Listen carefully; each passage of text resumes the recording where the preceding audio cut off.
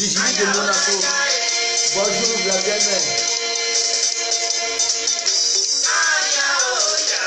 C'est la Côte d'Ivoire qui gagne, c'est l'Afrique qui gagne. On est ensemble.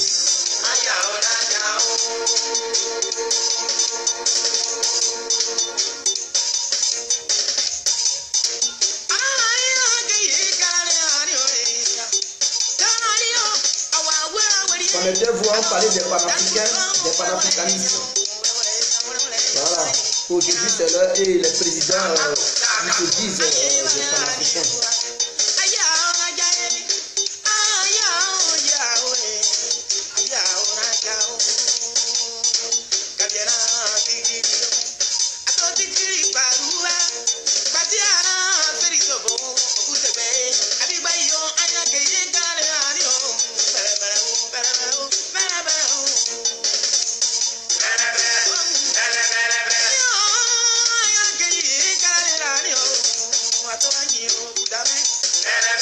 Merci la dernière. Dieu soit avec nous.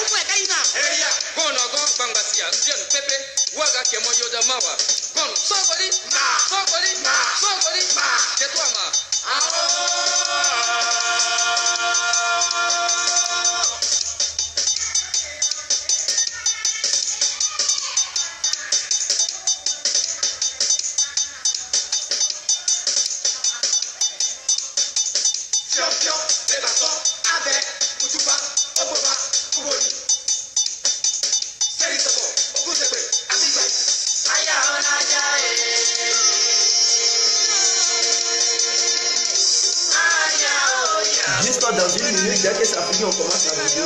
Veuillez m'excuser pour le temps que je viens avant de commencer.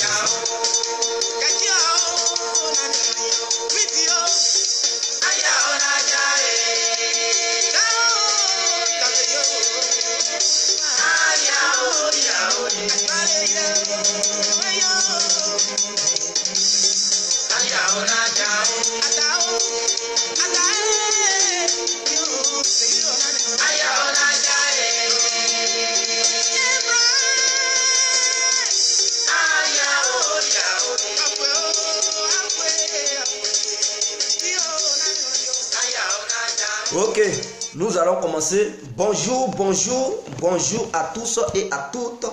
Voilà, je salue toute l'Afrique, je salue toute la Côte d'Ivoire.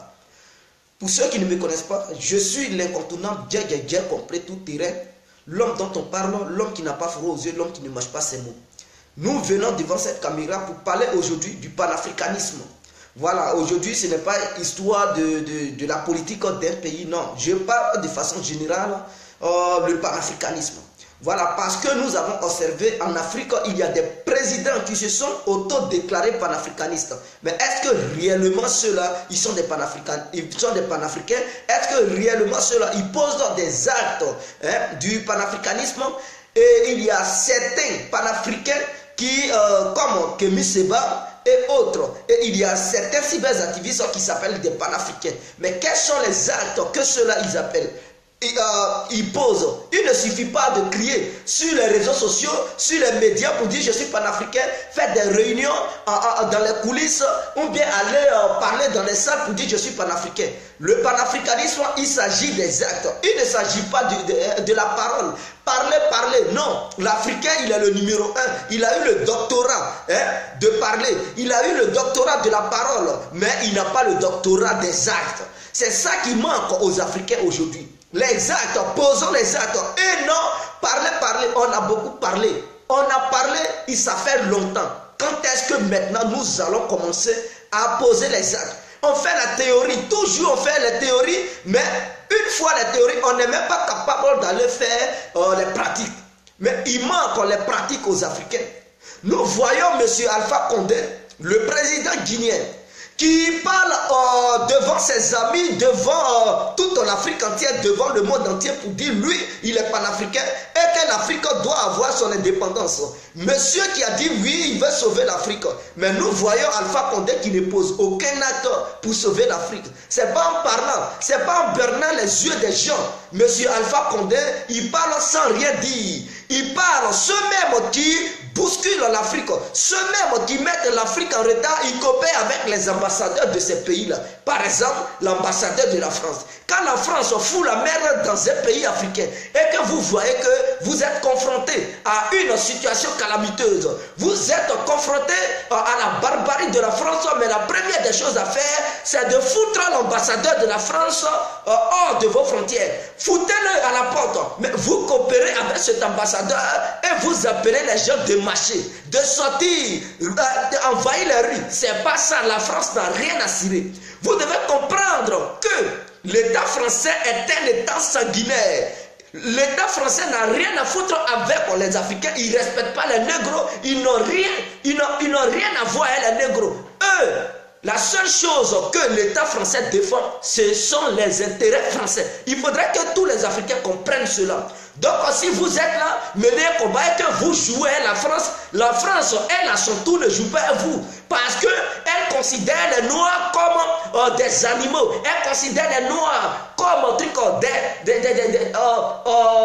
des gorilles. Donc la France ne respecte pas l'homme noir. La France ne respecte pas la race humaine noire. Vous devez comprendre cela. Donc quand tu as un problème avec la France, il faut faire ce que tu as fait. Il ne faut pas rester là pour dire peut-être la France va essayer de régler les problèmes en diplomatie. La France ne connaît pas l'histoire de diplomatie. Si elle veut quelque chose, il faut utiliser la diplomatie. Tant qu'elle n'a pas obtenu ce qu'elle veut de toi, non, elle ne peut pas reculer. C'est ça la France. Pour ceux qui ignorent qu'est-ce que c'est que la France, c'est ça la France. Donc si vous voulez réellement, si vous voulez libérer vos pays ou bien notre continent et que vous autoproclamez un truc panafricain, mais posez les ailes du panafricanisme.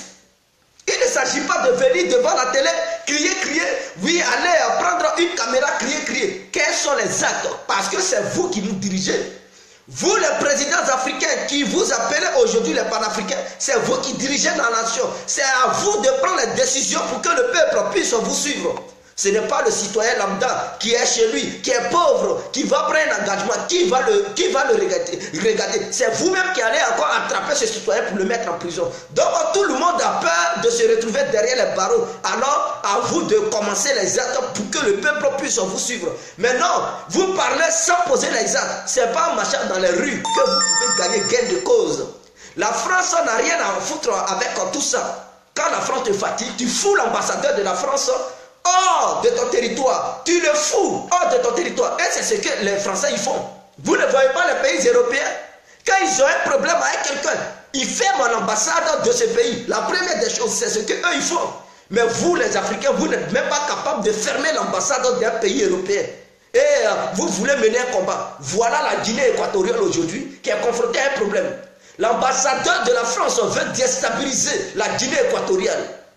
Avec l'arrivée des membres de l'ONU en disant quoi? Que non, le président guinéen équatorial, il envoyait ses militaires pour assassiner des gens. Donc l'ONU va enquêter sur ça pour Obiang, je ne sais pas s'il s'appelle Obiang, pour essayer de faire la justice pour le convoquer à la CPI.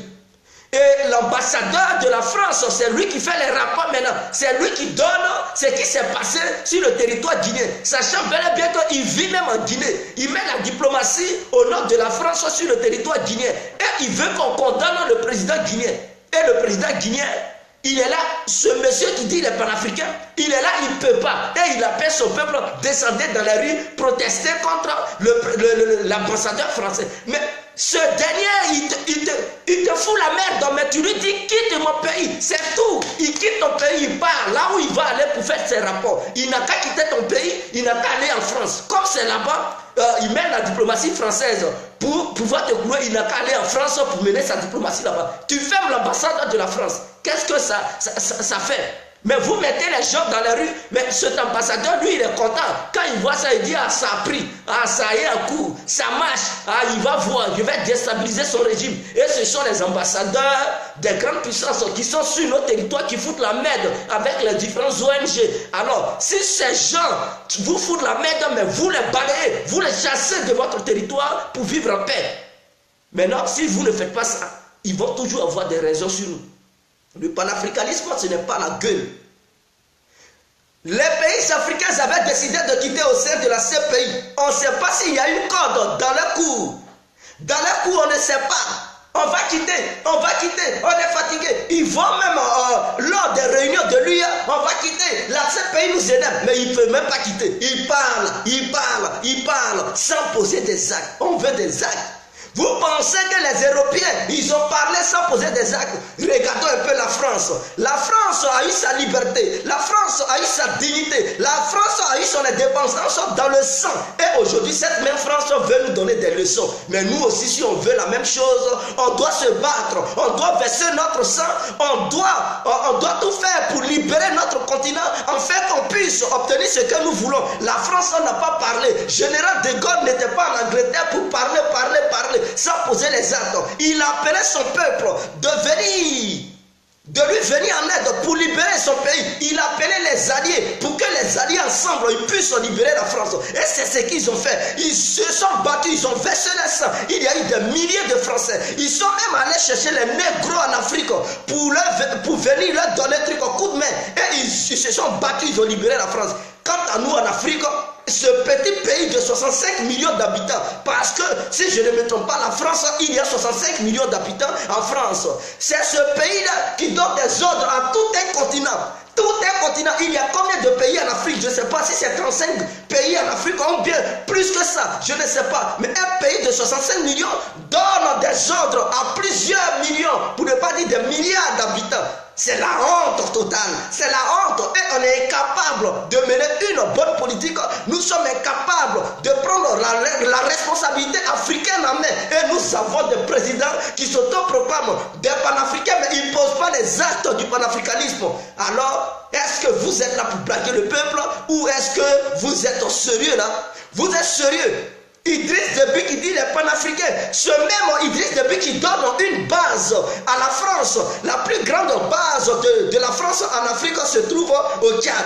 Pour contrôler le Sahara, voilà quelqu'un qui dit les panafricains, qui pose ces genres d'actes pour que la France contrôle le Sahara, pour que la France contrôle toute l'Afrique à travers leurs bases militaires qu'ils ont mis au Tchad. Ils ont envoyé les drones pour survoler le territoire toute en Afrique, parce que nous n'avons pas de radars pour pouvoir détecter un drone qui passe sur ton territoire, pour mieux nous contrôler ce que nous faisons. Et c'est Idriss Déby qui a signé cet accord. Et avec ça, il va venir berner les yeux des gens pour dire les panafricains, ça fait honte. Ça fait honte. Et j'ai mal au cœur. J'ai mal au cœur quand je vois ça. Robert Mugabe qui dit, il est panafricain, mais il a une fois appelé quelle réunion? Est-ce qu'il a déjà réuni le président de l'Afrique pour parler du panafricanisme, pour leur demander de poser des actes maintenant? Et non, le fait de parler. Non, il n'a pas encore fait ça. Il n'a pas encore fait ça. Il est dans son pays, je suis panafricain. Voilà ce que c'est que l'ONU. Ils sont mauvais, mais quel acte que toi tu poses si tu es panafricain? Il ne s'agit pas de défendre ton pays seulement, mais il s'agit de défendre le continent dans lequel ton pays est. C'est ça qu'on appelle le panafricanisme. C'est ça qu'on appelle le panafricanisme. Les panafricains qui se combattent entre eux. Non, ce sont les bêtises. On appelle ça le panafricain. Nous ne sommes pas encore des panafricains. Nous ne sommes pas encore à l'état du panafricanisme. Enlevons ça dans nos têtes. Parce que nos présidents ne valent rien. Quand il s'agit des décisions qu'ils doivent prendre, ils ne prennent pas ces décisions. Ils ont peur. Ils ont peur. Le peuple a peur et on parle. Le doctorat en parole, l'Africain il est le numéro 1. Le blanc il ne parle pas trop. Il pose des actes. Raison pour laquelle ils sont en avant. Ils sont en avance. Parce qu'eux ils ne parlent pas trop. Ils posent des actes. Quand il parle, il fait une déclaration. Quand un blanc il dit je viens te frapper, il faut t'attendre à ça. Il coupe, il parle seulement une fois. il dit on va intervenir. Quand il te dit on va intervenir, il faut être prêt parce qu'ils vont te frapper. Ils vont frapper. Et c'est ça. L'Africain, on va se révolter. Il va crier, on va se révolter jusqu'à vers la fin zéro. C'est ça le diplôme de l'Africain. Des peureux. Je vois les Kémy Séba qui appellent à des manifestations. On va sanctionner la France. On va sanctionner. Voilà un plaisantin. Je dis il est plaisantin parce qu'il ne pose pas les actes concrets. Depuis quand il a commencé ses marches, sa lutte contre les impérialistes, ça a apporté quoi? On n'a jamais vu un acte posé par Sémé Keba pour aller contre les intérêts de la France. Jamais. On parle. Mais la France, quand elle voit ça, elle dit, mais ceux-là, mais vraiment, ils font rire les Africains. Leur comportement d'animal ne peut jamais finir. Ça ne peut jamais cesser. Ils ont un comportement d'animal. En regardant les sessions des plaisantins. Ils n'ont qu'à faire quand ils vont être fatigués, ils vont se taire. Voilà ce que c'est que les Africains. Voilà comment la France nous voit. Kémy Séba, panafricanisme, non. Il faudrait qu'on cesse tout ça. On doit passer à l'offensive. Des panafricains qui veulent changer l'Afrique, l'histoire de l'Afrique, et ils sont incapables de poser leur candidature aux élections présidentielles. Mais ce n'est pas criant dans les Sorbonnes ou bien criant dans les coins cachés là que vous pouvez changer l'histoire de l'Afrique. Vous êtes panafricains et vous soutenez des présidents, des leaders qui sont pro les impérialistes et vous voulez changer le cours de l'histoire. Mais si tu veux changer quelque chose et que ça te fait mal au cœur, mais toi-même va porter ta candidature pour pouvoir devenir président. Il faut sensibiliser le peuple pour dire je veux être président pour changer le cours de l'histoire. Et vous pouvez vous organiser, tous les panafricains de tous les différents pays africains. À un moment donné, une année, quand il y a élection ici, vous pouvez aller aider ce dernier. Tous les panafricains doivent battre campagne sur le territoire national de ce dernier qui est panafricain, qui veut poser sa candidature aux élections présidentielles. Vous le soutenez jusqu'à ce que celui-là il gagne. Dès qu'il gagne, quand le tour de l'autre arrive, quand il y a élection, lui aussi se présente. Vous partez le soutenir. Comme ça, jusqu'à tous les panafricains, ils envahissent son Afrique. Ils prennent le dessus de tous les pays africains. Et maintenant, comme vous avez déjà une idée commune, vous allez vous asseoir, réfléchir ensemble et pour défendre l'Afrique, changer le cours de l'histoire africaine. Maintenant, vous ne faites pas ça. Vous êtes là sur les plateaux de télé. Non, je ne vous dénonce. Qu'est-ce que ça change? Rien. Zéro. Ça ne change rien. L'heure est arrivée à passer à l'offensive. Vous pouvez vous présenter aux élections présidentielles. Sur les réseaux sociaux, vous pouvez parler de ces gens-là, des panafricains qui vont être les futurs présidents. Vous parlez d'eux. Quelle idée ils ont pour l'Afrique? Quel Africain qui est bête qui va dire je ne suis pas d'accord avec ce panafricain?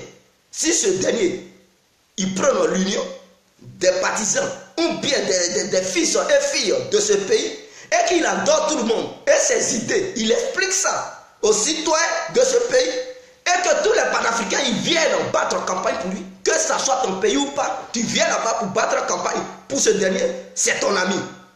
Tu as les mêmes idées que lui, vous avez la même vision, vous venez battre campagne pour ce dernier et il va gagner les élections. Il gagne les élections.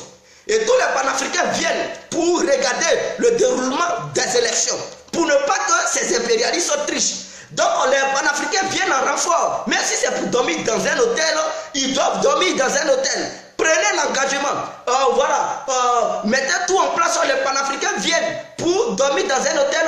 Quand ils vont être logés dans cet hôtel, quand les élections vont se dérouler, eux aussi ils vont aller sur le terrain pour contrôler. Ils doivent contrôler aussi le déroulement des élections pour ne pas que les impérialistes trichent sur ces élections. Il faut surveiller ça point par point. Un déplacement. Qu'un bulletin se déplace, un panafricain est là. Il a les yeux sur ça. Il regarde pour que ce bulletin ne puisse pas être déchiré ou bien ne puisse pas être jeté à la poubelle ou bien ne puisse pas être remplacé par le bulletin du candidat pro-impérialiste. Vous devez surveiller ça.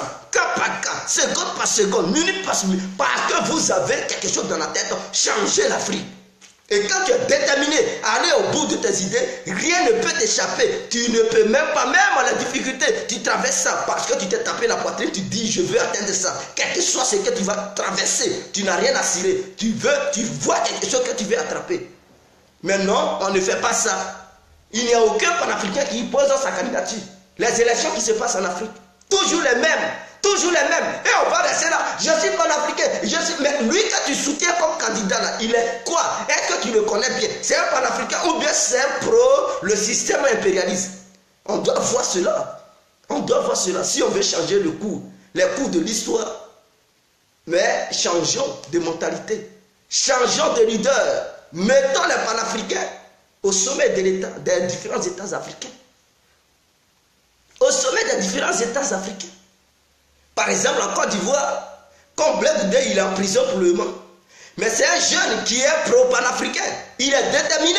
Ce dernier, s'il pose sa candidature, tous les Ivoiriens peuvent le soutenir. Kémy Séba, peut-être son pays c'est Bénin ou Togo. Mais c'est comme il est déterminé pour le panafricanisme, mais il n'a qu'à quitter le Sénégal où il est. Il est caché. Mais va dans ton pays, pose ta candidature. Tes amis vont venir te soutenir. Tu vas être élu président du Bénin ou bien président du Togo. Si celui de la Côte d'Ivoire est élu, tu as les mêmes idées que lui. Celui du Cameroun est élu, vous avez les mêmes idées que lui. Celui de sur toute l'Afrique, tous les pays africains, ils ont à leur tête des présidents pro-panafricains. Et contre le système impérialiste, vous allez voir, l'Afrique va changer. La France ne pourra plus rien changer. La France ne pourra plus donner des ordres parce que vous êtes unis. Pour que la France puisse déstabiliser un pays, il faudrait que le pays voisin soit d'accord. Il faudrait que les citoyens de ce pays même, eux aussi, soient d'accord. Mais si tous les fils et filles sont unis et que les autres pays, à leur tête, se trouvent des panafricains, je ne vois pas un pays qui puisse donner base arrière à une rébellion pour pouvoir aller déstabiliser un autre pays voisin. C'est ça le plus important. On veut sortir du franc CFA. On veut sortir du franc CFA. Le franc CFA, oui, est la tombe de l'Afrique. Le franc CFA est le bonheur de l'Afrique. Le franc CFA est une monnaie coloniale. Le franc CFA est une dictature monétaire. Le franc CFA est ceci. Le franc CFA est ceci. Le franc CFA est ceci. Comment nous faisons maintenant pour sortir du franc CFA? Vous pensez que c'est avec ces leaders africains là, on peut sortir du franc CFA? Jamais, ne rêvons pas. Vous faites des réunions, ces leaders, ils n'ont rien à cirer là-dedans. C'est-à-dire, vous êtes en salle de réunion, vous parlez du franc CFA, eux, ils sont à l'Élysée, ils parlent de leur business, de leurs propres intérêts personnels. Et vous pensez que ceux-là, ils vont changer. Mais ce sont les leaders qui signent, ce sont eux qui décident. Si, par exemple, en Côte d'Ivoire, si l'État ivoirien ne veut plus du franc CFA, mais c'est le président de la République qui prend les décisions. Sachant bel et bien que le président de la République, il n'est pas d'accord, il n'est pas contre cette monnaie. Et maintenant, le peuple est contre cette monnaie. Mais ça va changer quoi? Rien.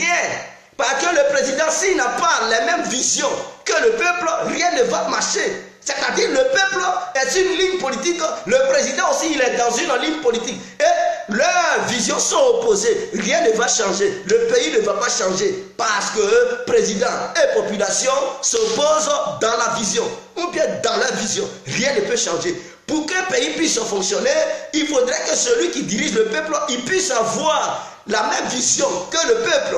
C'est là ensemble ça donne la force. Mais la vision du peuple et celle du président sont opposées. Et vous voulez quoi? Rien ne va changer. Donc le franc CFA ne changera jamais. Alpha Condé qui crie, on veut changer le coup de truc, l'histoire de l'Afrique. Mais lui, pendant qu'il parle, il parle à l'Élysée, il parle de trucs. Quand il se trouve devant les journalistes, vous le voyez, on dirait un garçon. Mais quand il se trouve à les Hollande, les Macron, je ne sais pas, Macron n'a pas encore reçu, mais quand il se croise avec les Sarkozy, les Hollande, il se fait petit.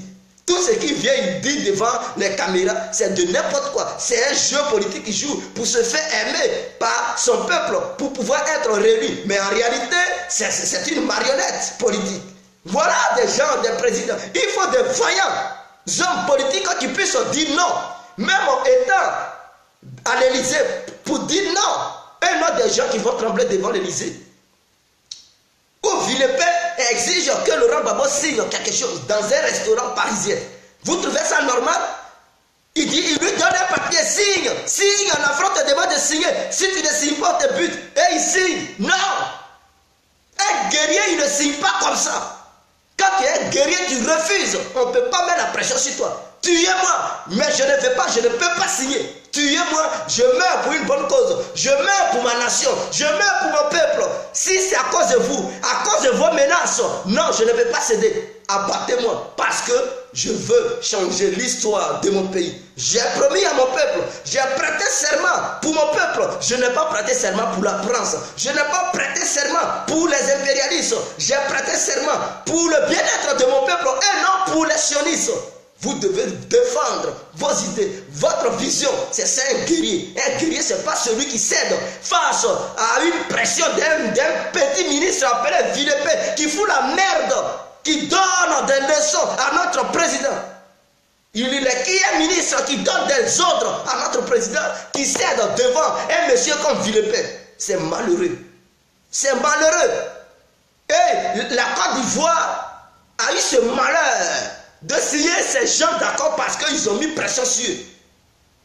Mais des guerriers, ils ne cèdent pas face à des pressions. Des guerriers, ils n'ont rien à cirer à des pressions. Et ce sont ces pressions qui ont fléchi les genoux à nos dirigeants et qui ont signé des accords qui ne nous arrangent pas. Ces accords qui ont permis à ce que la guerre arrive en Côte d'Ivoire. Parce qu'ils ont exigé que l'ONU certifie, sécurise les résultats, contrôle tout. Ils ont exigé pour que la société SAGEM contrôle le processus électoral. Ils ont exigé certaines choses. L'État ivoirien ne voulait pas, mais l'État ivoirien a cédé parce que cet État avait peur, a eu peur. Mais non, quand tu veux quelque chose, il faut savoir qu'il aura des difficultés devant toi. Mais si tu veux céder face à une tentative de déstabilisation ou bien de difficulté, c'est qu'il ne faut pas commencer le combat. Parce que déclencher un combat avec ces forces internationales, il faut savoir que tu vas recevoir des menaces à longueur de journée. Ils vont vouloir même t'abattre. Il faut être prêt moralement, physiquement. Il faut t'attendre à ça. Mais vous pensez que déclencher un phénomène comme ça, ils vont te donner un loco dans un plan bien doré? Non, mais ce sont les menaces, c'est la mort et la vie. Donc quand tu déclenches, il faut être prêt. Il ne faut pas avoir peur pour céder devant les menaces de Villepin. Il est qui donne des ordres à Laurent Gbagbo et Laurent Gbagbo il cède devant l'insigne. En plus dans un restaurant. C'est malheureux pour la Côte d'Ivoire. Et on dit on était dans un combat. Et ça me fait mal. C'est ça je dis, les vrais panafricains, ils doivent peut-être déterminer des gens qui n'ont pas peur. Prenez l'histoire de Samori Touré. C'était quelqu'un qui n'avait pas peur. Il a lutté pendant 17 ans contre les Européens. Il a lutté pendant 17 ans. C'était un guerrier, un vaillant homme. Maintenant, l'ancien président Sékou Touré, il n'avait pas cédé devant la France. Quelles que soient les menaces françaises, ce monsieur, il n'a pas cédé jusqu'à ce qu'il meure. Mais aujourd'hui, la Guinée a sa monnaie. Si le nouveau président qui est là, Alpha Condé, s'il menait une bonne politique, la Guinée pouvait s'en sortir. Mais il se renferme. Il ne mène pas une bonne politique. Il ne sait pas comment mener la politique. Si l'ancien président Sékou Touré n'était pas mort vite, si on ne l'avait pas vite tué, mais celui-là, il allait développer la Guinée. Mais c'est parce qu'il voyait le danger arriver. Il voyait que la Guinée allait émerger. Parce que ce dernier, il s'était opposé. Il n'avait pas les armes conventionnelles. Mais il s'est attendu avec son peuple. Il n'a pas cédé face à une menace pour signer un accord qui allait amener une crise en Guinée. Il n'a pas cédé. Quelles que soient les menaces, comment il s'appelle Sékou Touré avait cherché des alliés, comme le Cuba qui était venu à son aide, comme les Russes qui étaient venus à son aide pour les deux, afin que la France ne puisse pas amener une guerre sur son territoire. Mais la France a procédé de plusieurs manières pour le tuer. Mais il est mort dignement parce que son peuple même le regrette. Et le peuple parle de lui toujours que ce que M. Sékou Touré nous disait, il disait la vérité. Tout ce qu'il nous disait, aujourd'hui, c'est ce que nous voyons. On n'avait pas cru. D'autres n'avaient pas cru en lui. Mais aujourd'hui, il est mort pendant longtemps. On voit ce qu'il nous disait. Il nous prévenait des risques du peuple guinéen face à ces impérialistes. Eux-mêmes, ils sont là, vivre la réalité. Ils voient, ils observent. Mais en Côte d'Ivoire, on a eu le malheur d'avoir des gens qui cèdent. Oui, les les Ouattara qui donnent tout dans un plateau bien doré. Laurent Gbagbo qui cède face à des menaces d'un voyou ministre appelé Villepin qui cède et il signe des accords. C'est le malheur de la Côte d'Ivoire. Et ces accords ont fait que nous avons connu le malheur sur notre territoire. Il y a eu des morts. Que ça suffise. Tu veux être panafricain, sois un bon panafricain. Sois prêt. Soit tu meurs ou tu vis. On te menace, tu ne cèdes pas. C'est ça un bon guerrier. Un guerrier, ce n'est pas quelqu'un, quand on le menace, quand il est sur le territoire de quelqu'un, on le menace, il fuit. Quand il vient chez lui, il parle. Il a la grande, tu n'es pas un guerrier. Le lion, il se signale n'importe où il est. Le lion, n'importe où il passe, il se signale. Même il vient dans ta maison familiale, le lion, il va se signaler, il ne va pas fuir, il va te dévorer. Parce que lui, il s'appelle le roi. Tu vas le menacer, lui, il va te menacer. C'est ça un lion. Qu'il soit dans la savane, qu'il soit dans la forêt, qu'il soit dans, dans le désert, le lion, il se signale là où il est, son territoire. Quand il est sur un territoire, il se croit le roi. Et il ne recule pas devant un animal quelconque. Voilà parce qu'il se dit le roi. Quand tu es panafricain, quand tu te dis guerrier, il ne faut pas reculer. Quelles que soient les menaces, sois prêt pour affronter ça. Parce que tu t'es engagé dans un combat où il y a la mort et la vie. Soit tu meurs, soit tu vis. Il ne faut pas reculer devant les menaces des gens comme ça. Et quand ils t'intimident, ils voient que tu as cédé, ils voient que non, tu n'es pas un guerrier, tu es un peureux. Quand tu rentres dans ton pays, ils vont dire, oh lui là, il parle beaucoup. Mais en réalité, il n'y a rien dans lui parce qu'on l'a vu ici. On a fait la démonstration, il a eu peur, il tremblait. Ils ont testé Laurent Gbagbo en France, dans un restaurant. Villepin, il a un pistolet en main. C'était des intimidateurs. Ils ne pouvaient pas t'abattre comme ça. Et il dit, si tu n'essayes pas, quand tu prends ton avion, on va abattre ton avion. Mais en France, il y a des ambassades. Il y a l'ambassade de la Russie. Il pouvait sortir et faire comme s'il rentre dans une ambassade russe. Et il demande à cette autorité russe de l'escorter de la France vers la Côte d'Ivoire. La France ne peut pas faire l'erreur d'abattre un avion accompagné, escorté par l'autorité russe. C'est-à-dire, la Russie pouvait déléguer des gens pour dire escorter le président. Ils ne pouvaient pas abattre ça. C'est la gueule. Et tu ne pouvais pas signer cet accord. La politique aussi, c'est la stratégie. On ne peut pas te menacer tout de suite et céder. Il faut chercher. Est-ce qu'il n'y a pas des ambassades? Oui, c'est la France. Mais en France, il y a des ambassades des autres pays. Quand tu rentres dans une ambassade, c'est comme si tu n'es plus en France, mais tu es dans l'autre pays. Et vous pouvez mener la négociation. Tu peux leur expliquer ce qu'il y a. Eux, ils vont appeler leur État. C'est une puissance aussi. Ils peuvent gérer ça. Donc, tout le monde sera au courant que cet avion, si ça tombe, c'est la France. Parce que tu vas informer le monde entier. Si l'avion tombe, c'est la France. La France ne peut plus commettre un tel acte. Parce que tu as déjà prévenu une autre puissance. La France ne peut plus poser ça. Mais quand le secret reste dans ton cœur, entre toi et les Français, ils vont abattre ton avion et puis ça ne va nulle part. Il faut signaler. Mais tu ne signales pas et tu cèdes. C'est malheureux. Et quand on dit ça, il y a d'autres qui vont venir insulter les gens. Bâtard, ta mère con. Je n'ai rien à signer là-dedans. Vous pouvez m'insulter. Mais moi, je ne peux pas répondre, je dis les faits. Je ne dis pas des commentaires. Ce sont les faits. C'est qui est la réalité. C'est ce que je suis en train de dire devant cette caméra. Ça me fait mal de voir des gens qui se disent panafricains, qui n'ont même pas l'audace de poser des actes du panafricanisme. Les filles, nous sommes panafricains. Vous dénoncez le franc CFA. Mais vous faites quoi pour sauver le franc CFA? Ce n'est pas en dénonçant ça. Ce n'est pas en soutenant des leaders qui sont d'accord pour le système. Ce n'est pas en soutenant des leaders qui sont contre le système et qui ont peur. Non. On veut des gens qui sont contre le système, qui n'ont pas peur. Des gens du système. C'est ça on dit un guerrier. Tu peux avoir un leader qui parle, qui dit je n'aime pas ça, mais est-ce qu'il peut tenir devant cela? Est-ce qu'il ne peut pas être intimidé quand il croise ceux-là? C'est ça la vraie question. Tu peux être panafricain, mais un panafricain peureux. Un panafricain peureux, c'est ça.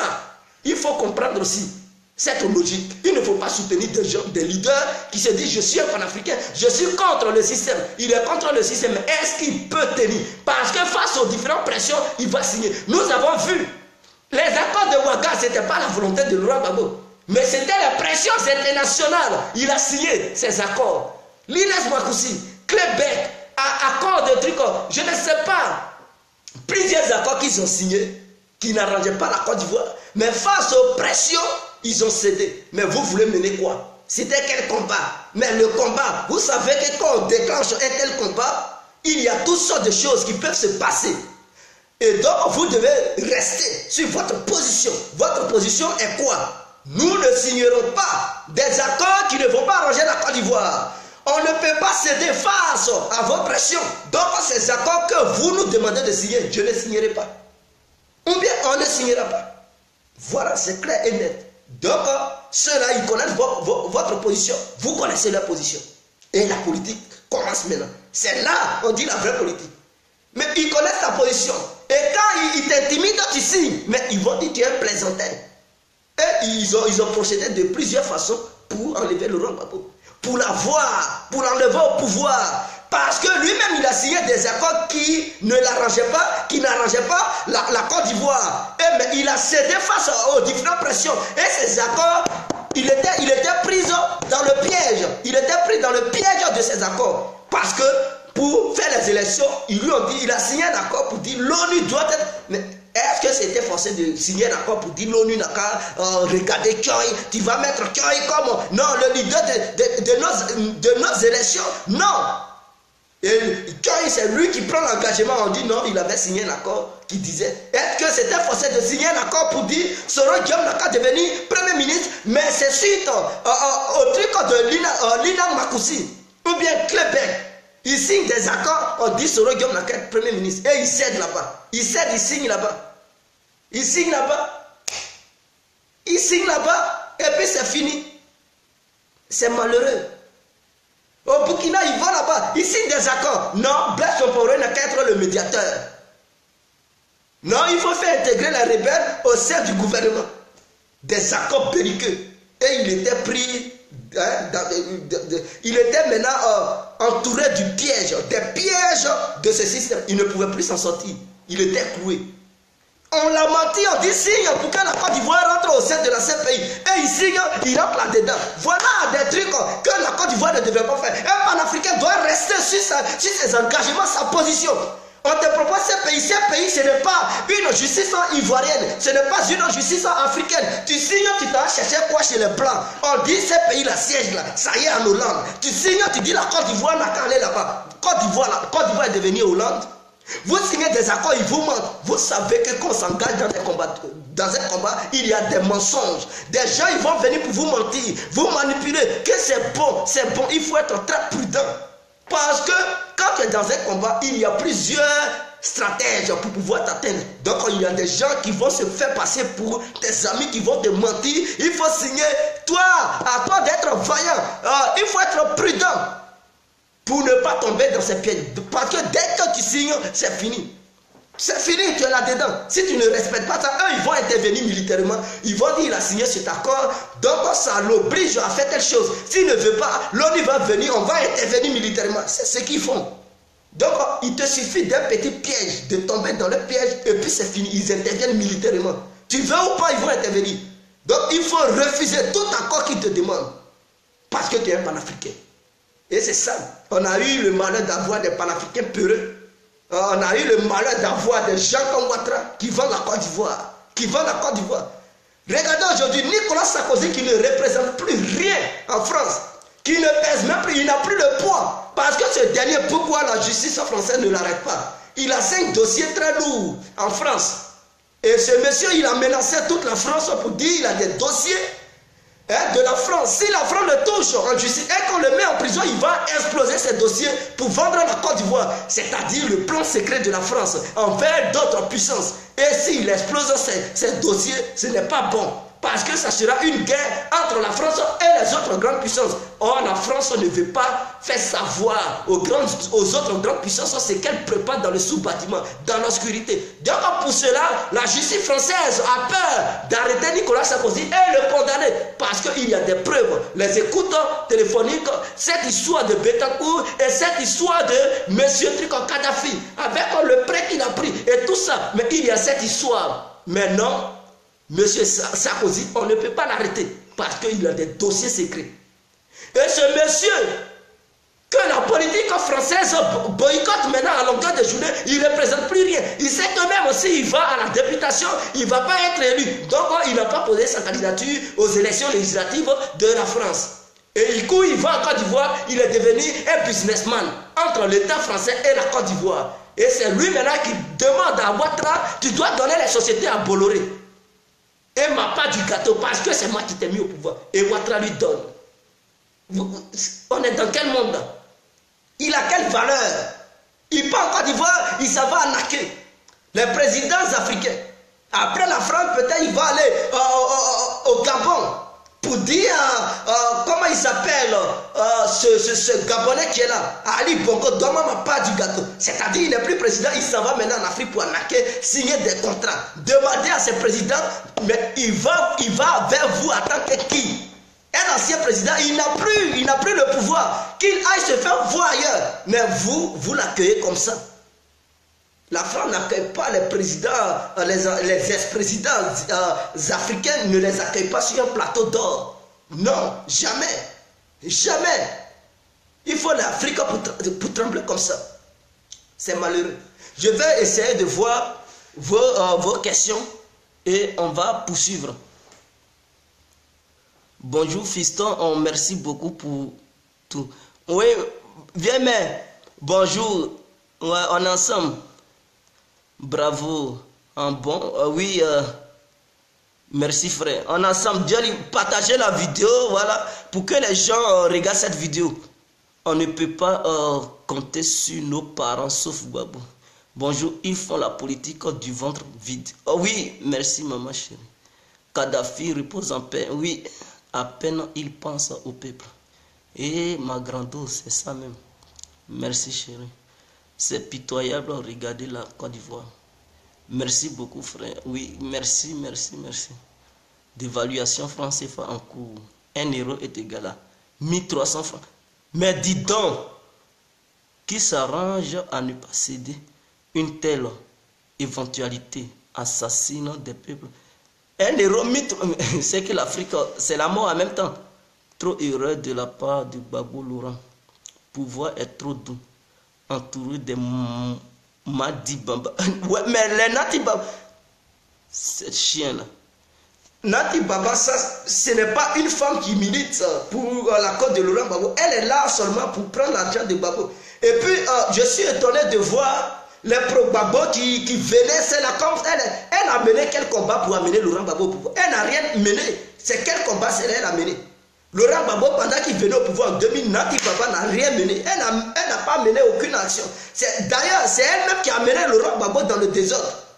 Parce que c'est elle qui a fait, elle a appelé des experts français pour faire, comment on appelle ça même? Pour voir si Laurent Gbagbo il pesait en Côte d'Ivoire, pour voir s'il a encore la popularité en Côte d'Ivoire. Ils ont fait ça à l'hôtel, je ne sais pas, à l'hôtel d'Ivoire. À l'hôtel d'Ivoire.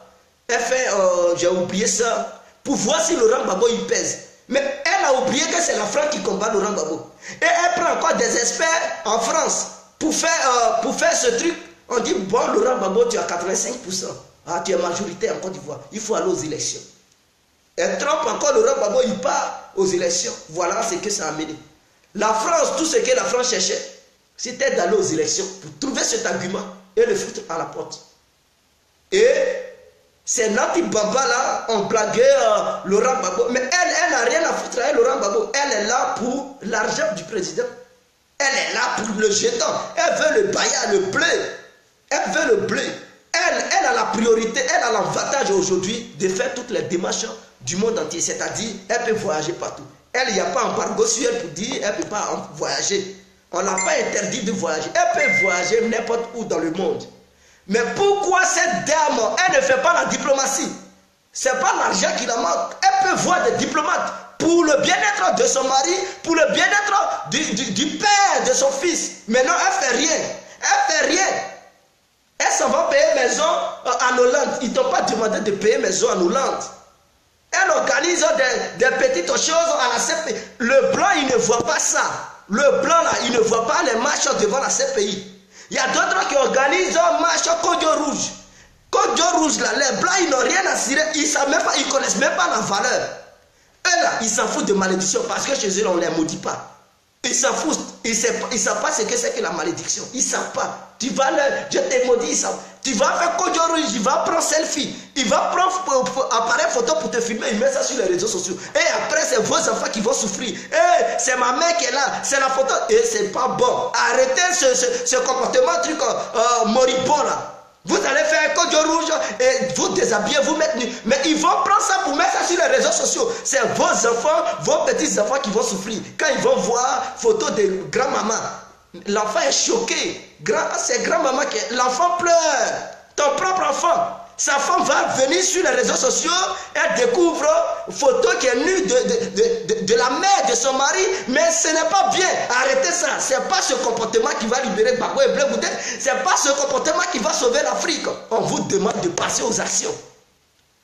Pour Gbagbo et Blé Goudé, c'est la politique. Ce sont les négociations.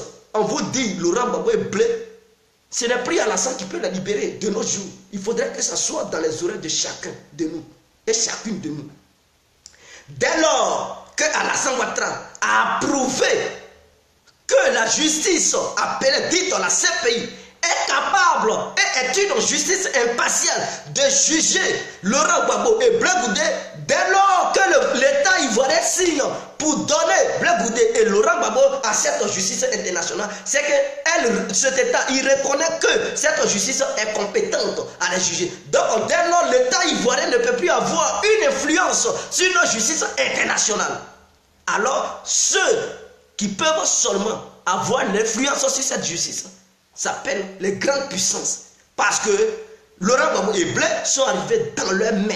Dans leurs mains, on vous parle des gens qui sont sanguinaires, des gens qui sont démoniaques, des gens qui n'ont pas pitié de quelqu'un, des gens qui sont prêts à faire n'importe quoi pour atteindre leur objectif. Ce n'est pas vos petites marches Kodjo Rouge, ou bien les marches ou bien une politique de radicalisation. On ne veut pas, on est contre. Ce n'est pas ça qui va les sauver. On vous dit cela, ils n'ont rien à cirer avec vos... Quand ils vous voient, ils se moquent de vous. Parce que dès lors que les sociétés marchent en Côte d'Ivoire, dès lors qu'ils sont heureux, leurs affaires marchent en Côte d'Ivoire, que le FPI marche, que le FPI ne marche pas, ils n'ont rien à cirer là-dedans. Eux là, ils regardent leurs intérêts. Si Gbagbo met ou Gbagbo ne met pas, ils n'ont rien à cirer là-dedans. Parce qu'ils ne considèrent jamais, ils ne considèrent pas le noir. Eux, ils voient le noir comme un animal. Ils voient le noir comme un animal. Ils n'accordent aucune importance à l'homme noir. Vous devez savoir cela. Et Laurent Gbagbo est dans leurs mains. Et dans leur tête aussi, ils se disent, si on les libère, nos affaires, nos sociétés seront menacées dans le pays. Dès lors, on va les maintenir. Et encore, vous manquez de trucs de sagesse. Oui, vous manquez de sagesse parce que vous ne faites pas les vraies actions pour les libérer. Et donc, eux, dans leur tête, ils se disent, si Laurent Gbagbo est libre, nos affaires sont menacées. Et donc, on ne peut pas le libérer. On ne considère pas le noir comme un être humain. Donc, on n'a rien à cirer. Bensouda 2020, il faut proroger encore le procès. Vous ne connaissez pas Blanc, hein? En 2020, il faut proroger le procès. Vous rêvez, 2020, ça va prendre. Peut-être ils vont le condamner, peut-être ils vont proroger. Avant que cela n'arrive là-bas, là, prenez les décisions. Prenez les vraies décisions pour mener la diplomatie. N'attendez pas au dernier moment. Parce que c'est comme ça le FPI avait fait. Au moment où le FPI devrait mener la diplomatie, dans les débuts, quand la rébellion commençait, le FPI n'a pas fait cela. Pendant ce temps, les services de secret de M. Laurent Gbagbo étaient informés qu'au Burkina, il y avait une rébellion qui se préparait. Lui-même, il a dit à Mediapart, quand il a fait l'interview, il a révélé que Berlusconi, lorsqu'il est parti en Italie, Berlusconi lui avait dit que la France avait te poignarder, mais il avait minimisé ça. Il a oublié que l'Italie est un État mafieux. Quand on dit la mafia internationale, ça vient de l'Italie. C'est l'Italie qui a transporté ça aux États-Unis. Ce qui se passe en Amérique, ça a commencé en Italie. Ceux-là, ils sont au milieu du système. Ils connaissent. Et si un Italien, un haut cadre italien, il te dit comme ça, c'est qu'il est renseigné, il est informé, il sait ce qui se passe. Mais vous avez minimisé. Et ce qui ne devrait pas arriver, c'est arrivé. Aujourd'hui, ils sont à la CPI. Laurent Gbagbo et son fils Blé, au lieu de mener les actions, les vraies négociations, vous êtes dans une politique de coq-malade où vous vous divisez. Mamadou Koulibaly il va de son côté, Afou N'Guessan va de son côté, Aboudraman Sangaré va de son côté.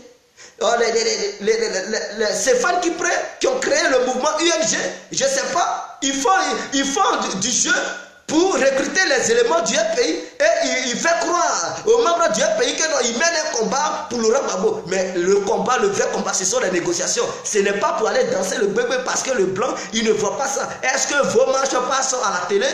Ça passe à la télé? Non, c'est sur les réseaux sociaux. Ce sont des marches pour chercher les petites filles. Les marches pour chercher femmes des gens. Les marches pour chercher garçons, maris des gens. Ce n'est pas des vraies marches pour la libération des Gbagbo. Vous faites ces marches pour faire vos commerces. C'est pas qui prend, il met des cas à la disposition des marcheurs pour prouver aux Ivoiriens que non, lui il est bien et les gens ils vont adhérer au sein de son parti. D'ailleurs, il a fait sortir un pagnon pro Stéphane Kipré où il y a sa photo, il vend ça. Tout ça, il fait la commercialisation, il fait l'apologie de son parti politique. Vous n'avez pas encore compris. Vous le suivez comme des petits moutons. Vous pensez qu'il va libérer Laurent Gbagbo. Lui là, ils vont faire comme ça, ils vont le condamner. Et quand ils vont le condamner, ils vont dire bon, c'est nous qui avons mené le combat de Laurent Gbagbo. Ralliez-vous à mon parti politique parce que j'ai été le seul qui a mené le combat. Donc ralliez-vous à l'UNG, on va battre le RADP. Et comme ça, tous les partisans du RP, ils vont dire c'est pas qui prend, il a mené un bon combat. Ils vont aller chez lui et il va être populaire en Côte d'Ivoire. Regardez la stratégie que ce dernier il utilise. La vraie politique. Maître Altide, je pense qu'il vous a dit que le procès à la CPI, c'est politique. Il n'a pas dit c'est un procès équitable. Ici, c'est un procès politique. Dès lors qu'il vous a dit c'est un procès politique, utilisez aussi la politique pour résoudre un problème politique. On utilise la politique pour résoudre un problème politique. On n'utilise pas la force. Ceux qui maintiennent Laurent Gbagbo, vous pensez que Soros, il est prêt à les libérer avec vos positionnements de trucs. Je suis radical, je ne vais pas négocier à Ouattara, je ne vais pas négocier à l'Élysée. Vous pensez que Soros, il est prêt à céder? Vous pensez que voilà l'élite française qui est en France, qui s'appelle Bernard Leville, Henri. C'est celui-là qui dirige les opérations en France. C'est lui qui donne l'ordre. Je te fais signe après.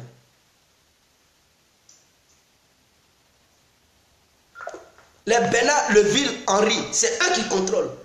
Vous ne savez pas, lui qui est le chef de la police en France, c'est Bernard Leville Henri. C'est un Algérien d'origine, mais il est juif.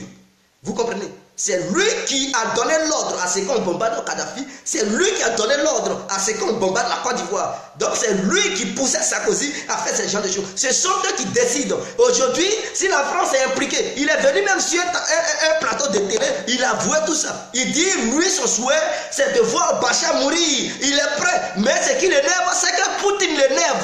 Poutine l'énerve. Et il a dit ça sur un plateau de télé. Que lui, son souhait, si Poutine devrait quitter ce monde, parce que Poutine l'énerve, il a dit ça. Que si Poutine n'était pas là, il y a longtemps, ils ont fini à Bachar. Il a dit ça. Donc c'est quelqu'un, il fout la merde. C'est lui qui contrôle la police. Ce sont des gens comme ça, vous pouvez aller vers eux. Causer avec eux, mener la politique. Parce que si ceux-là, ils cèdent. Si vous arrivez à les convaincre, tout de suite, Bensouda n'est rien. Elle n'est qu'une petite marionnette de la CPI. Elle n'est rien. Parce qu'on l'appelle, on lui donne des directions, des directives. Comment elle doit faire le procès? Combien d'années le procès doit durer? Donc elle, là, elle n'est rien. Elle n'est rien. Quand vous la voyez comme ça, c'est une carapace vide. Bensouda n'est rien.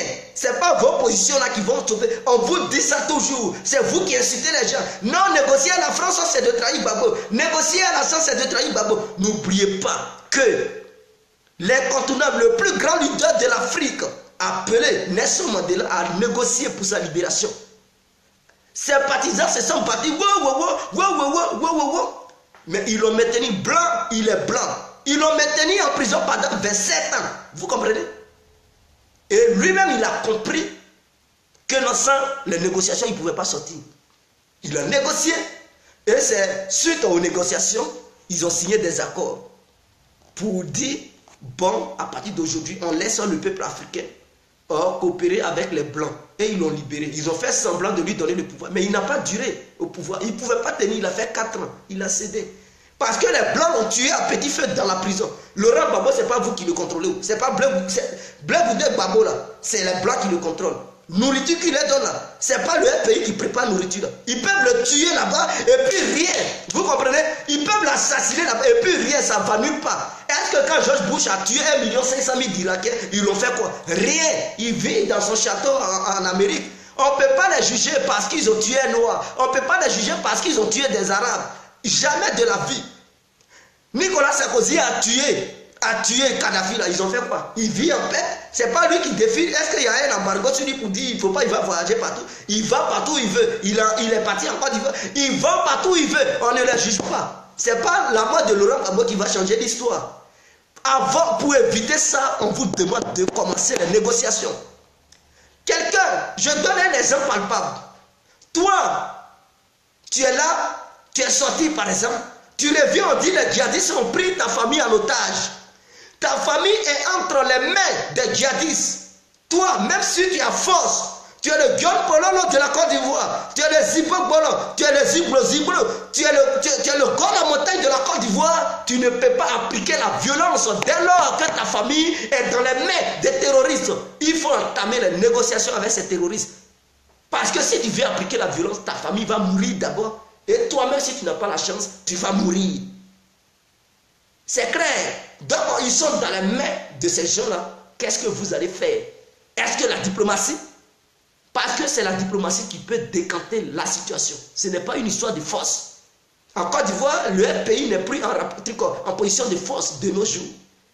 Parce que le parti même s'est déstabilisé. Le parti même là s'est déstabilisé. Mamadou a pris sa part.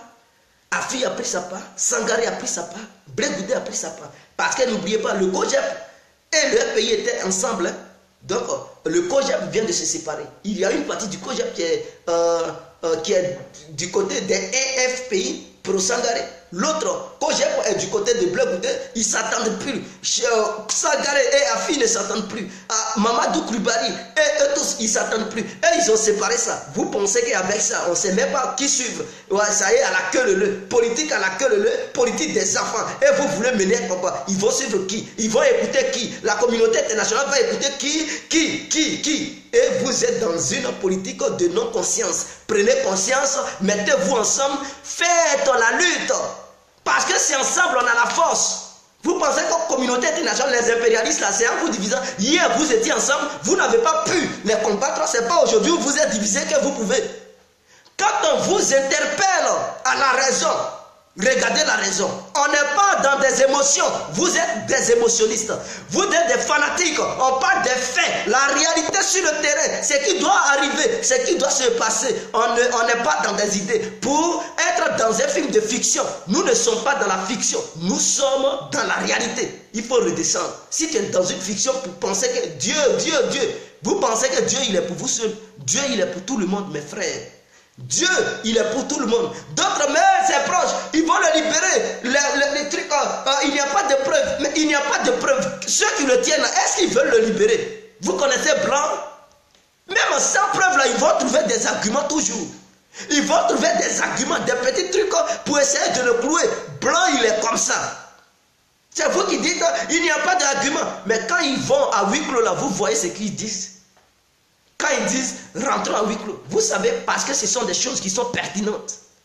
Qui disent là-bas, à huis clos, on ne voit pas quel dossier ils sortent là-bas. On doit faire très attention. Parce que le procès, quand ça passe à huis clos, c'est qu'il y a un danger. Et dans ce danger, ça peut aussi les condamner. Pour éviter ce danger, pour éviter tout ça, entamer la diplomatie. C'est très important parce que demain, vous allez regretter. Ah, si on savait. Si on savait n'a pas de queue, au moment où le procès est en cours, entamer la diplomatie. Ce n'est pas au moment où ils vont les condamner que vous allez dire on met la diplomatie, ils ne vont plus les libérer. C'est le moment. Si vous entamez la diplomatie aujourd'hui, vous allez voir, dans un mois, ils vont avoir la liberté provisoire. La liberté provisoire. Parce que le blanc est dans une position, il se dit, si on les libère, ils vont dire qu'ils ont gagné le combat. Or, nous, on ne peut pas les libérer pour donner nom à ceux-là. Il faudrait qu'ils viennent d'abord nous demander pardon. Il faudrait qu'ils viennent négocier avec nous. On va rétablir les lignes politiques. On va dire ce que nous voulons. On va leur exiger nos vœux, nos souhaits. Mais vous devrez faire la diplomatie d'abord. Vous les libérez. Ce n'est pas hier, vous étiez là, vous avez négocié avec eux, vous avez signé des accords. Mais maintenant, où ils les maintiennent, mais même la même politique, pourquoi aujourd'hui vous refusez? Au moment où vous étiez au pouvoir, vous n'avez pas refusé de coopérer avec eux, de négocier, de signer des accords avec eux. Vous avez accepté. Les menaces, vous avez signé des accords. Aujourd'hui, vous refusez de signer des accords. Mais signer des accords, c'est maintenant ils sont en prison. Vous étiez hier en liberté, vous étiez au pouvoir et vous avez signé des accords. Ce n'est pas maintenant qu'ils sont en prison, ils sont dans les mêmes de ces gens-là. Gbagbo n'a pas une armée à la CPI là-bas. Hein. L'armée de la CPI là, c'est l'armée hollandaise qui contrôle là-bas. Les Ivoiriens ils n'ont pas de militaires là-bas pour dire qu'ils vont sauver Laurent Gbagbo. Ils n'ont pas de militaires là-bas. Au moment où Laurent Gbagbo et Bleu est dans le même, c'est maintenant que vous devrez signer des accords. Mais vous refusez maintenant de signer des accords. Votre politique c'est quoi au juste? Hier, au moment où le pouvoir était dans votre main, les militaires, les patriotes, mais vous avez signé des accords. Pourquoi aujourd'hui, où les militaires et les patriotes ne sont plus à Laurent Gbagbo, mais il se trouve seul avec son fils à la CPI, où il est dans les mêmes des fantômes, des vampires. Vous ne voulez plus signer d'accord, mais allez-y, signez des accords pour les libérer. Ils souffrent. La CPI n'est pas le confort. La CPI, c'est l'enfer sur terre. Si vous ne pensez... Moi, laissez ça. Vous pensez que c'est prison des blancs? Non. Prison des blancs ou pas prison des blancs, c'est le malheur. Une prison, quand tu es enfermé entre quatre murs, mon frère, c'est la souffrance. Ils souffrent. Vous êtes en liberté, raison pour laquelle vous parlez. Ceux qui parlent beaucoup, si on leur demande d'aller faire une semaine dans une cellule de la CPI, je pense que la personne va refuser. Je ne vais pas. Si on te dit, tu as un amour profond pour Laurent Gbagbo, va faire une semaine dans une cellule de la CPI, tu vas fuir. Tu vas dire, c'est pas moi. Alors c'est que tu n'as pas un amour. Mais Blé Goudé qui lutte pour ce monsieur, qui a lutté en Côte d'Ivoire et qui allait à la CPI à cause de ce monsieur, aujourd'hui il est à la CPI, mais il y a beaucoup qui le dénigrent. Je vois un groupe qu'on appelle Go. Parce que Blé Goudé a fait une petite lettre à KKB où il a parlé de la paix, où il appelle les Ivoiriens à aller à la paix. Alors beaucoup ont commencé, ils ont repris cette même lettre en train de délivrer Blé Goudé. Voilà un présenté, un petit vendu. Et puis il commence, ça me fait mal. Ça me fait mal. Parce que ce monsieur, il est à la prison à cause de Gbagbo. Mais vous, est-ce que vous êtes prêt à aller en prison à cause de Gbagbo? Si on vous demandait d'aller là-bas, je ne pense pas que quelqu'un parmi vous va accepter. Même les leaders qui représentent leur pays, que ce soit en exil en Côte d'Ivoire, je ne vois pas un qui puisse accepter d'aller à la CPI à cause de Gbagbo. Ils vont fuir. Mais lui, il allait là-bas. Vous le dénigrez aujourd'hui. C'est malheureux, c'est pitoyable. Au lieu de chercher des solutions. Non, si on cherche des solutions, c'est qu'on a trahi la mémoire de Gbagbo. Qui vous a dit que Laurent Gbagbo il ne veut pas sortir de la prison? Hier, quand il signait les accords là, donc il trahissait lui-même sa propre mémoire. Parce que lui, il a signé des accords. Accord de Québec là. Où il a croisé Philippin, il a signé là. C'était pas un autre Ivoirien qui a signé à sa place. Le Laurent Gbagbo même qui avait signé. Vous comprenez? Dans un restaurant parisien. C'est Laurent Gbagbo même qui avait signé. Donc, au moment où il signait, il n'a pas trahi sa propre mémoire. Quand les accords de l'Union Makoussi, il nommait les Soro Guillaume comme Premier ministre, il n'a pas trahi sa propre mémoire. Mais je pense qu'on doit être honnête. Le monsieur, il souffre. Cherchons des solutions pour le libérer. Et la seule solution, le seul moyen, c'est la bonne diplomatie. La diplomatie aujourd'hui est la voie unique pour sauver tous les prisonniers de la Côte d'Ivoire et ceux qui sont hors des frontières ivoiriennes. C'est la seule solution pour faire revenir tous les politiciens de la Côte d'Ivoire qui sont éparpillés, qui sont hors des frontières ivoiriennes. C'est le seul moyen pour les faire revenir sur le territoire national. Si on veut être dans une position de force, les patriotes, ils ont peur aujourd'hui. Les patriotes, ils sont éparpillés partout. Nous n'avons pas l'armée avec nous. On n'a pas une armée.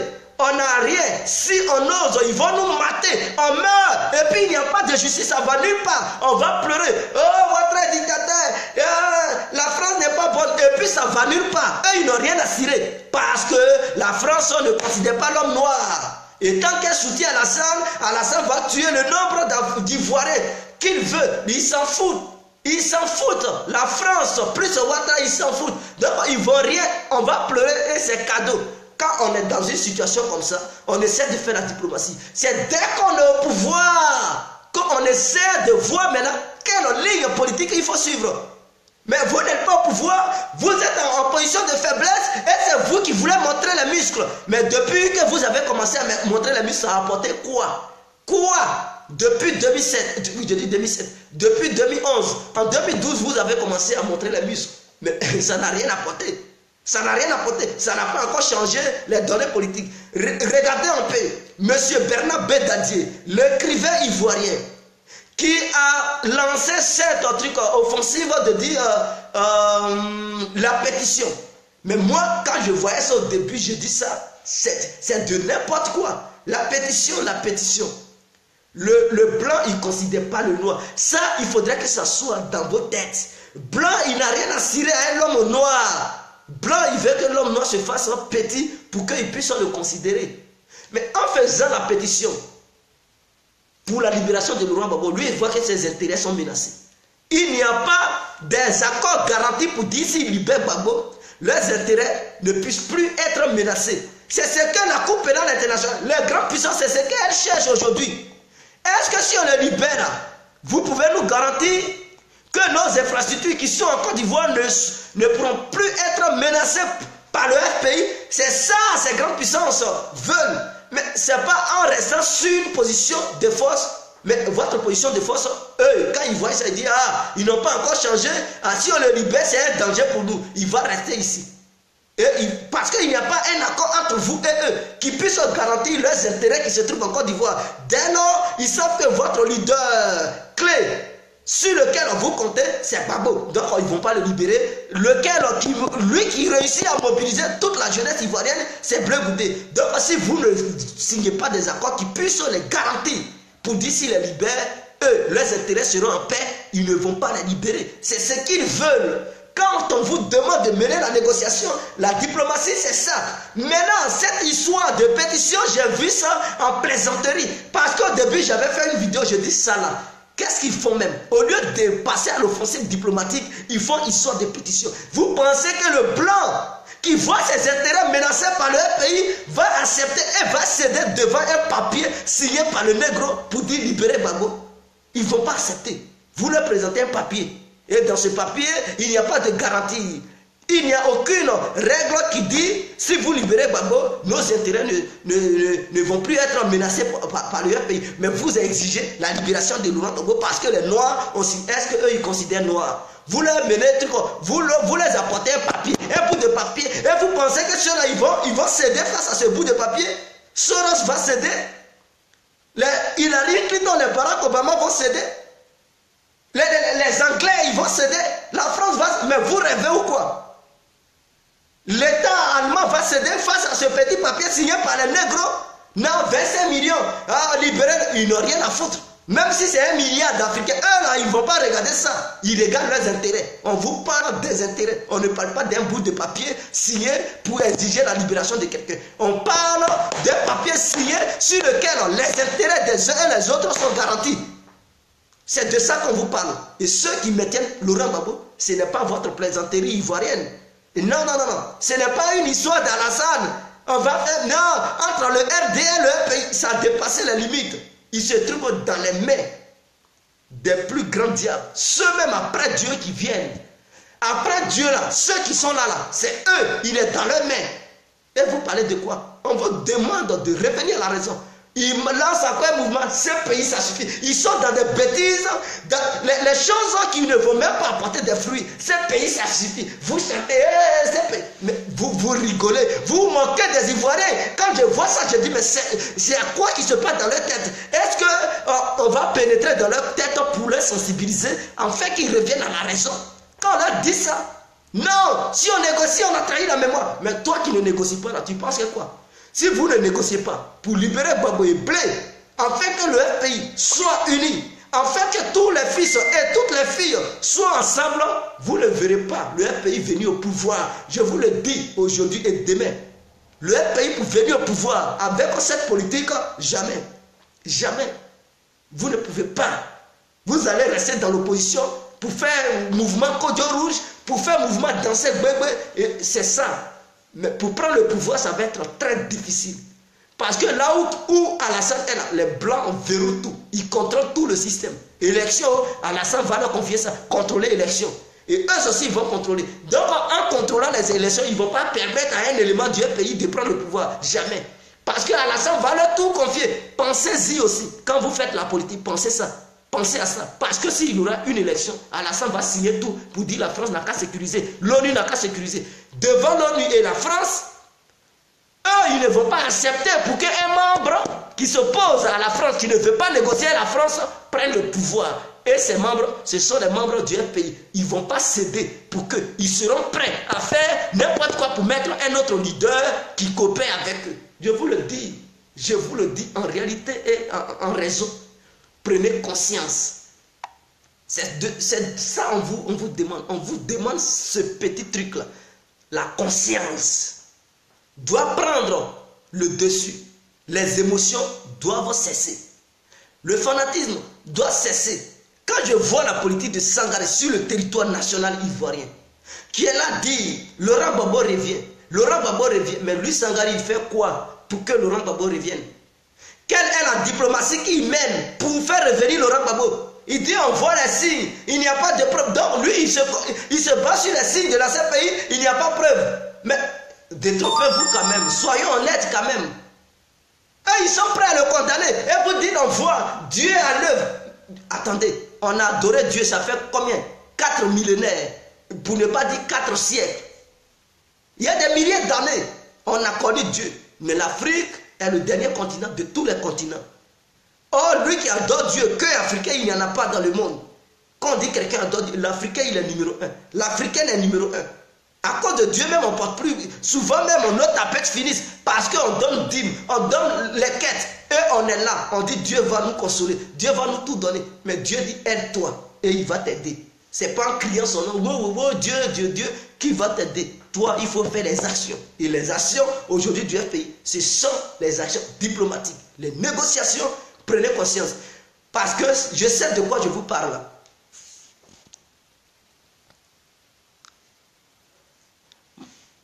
Bensouda, c'est aussi une vente. Ah oui, mais c'est ça, ma vieille mère. Ils sont prêts pour les injures. La division arrange beaucoup de personnes. C'est ta mère menteuse, méchante. Ta mère con, sauvage enfant. Tienez Adamo, je ne peux pas te répondre si tu finis d'insulter. Parce que quand tu me dis ma mère con, c'est comme si toi tu es sorti des poils de ta mère. Ah oui, donc je ne peux pas rentrer là-dedans beaucoup parce qu'il y a des femmes âgées qui m'assistent. Donc je laisse tomber. Il faut partir à tes injures. Donc c'était l'incontournable bien complet, tout terrain. Je remercie tout le monde et je vous souhaite une très bonne journée. Le soir, nous allons parler du droit de la femme ivoirienne. Voilà, le droit de la femme ivoirienne et le devoir. Plutôt, je vais me baser sur le devoir. Ou bien le droit, bon, on va se baser sur le droit, voilà, de la femme ivoirienne, une femme qui met un enfant au monde, qu'est-ce qu'elle doit gagner et que pourquoi les femmes ivoiriennes doivent réclamer ça en Côte d'Ivoire, c'est très important et je vais faire une vidéo spéciale sur ça, voilà. Godei Nathanael Zalasko Nyadre, Ogbimuka, Ogepoume, Muka. Bon, c'est que si je vais me déconnecter, big up à tous et à toutes en ensemble. C'était l'incontournable, bien compris tout terrain. L'homme dont on parle, l'homme de la situation, l'homme qui n'a pas froid aux yeux. Bye.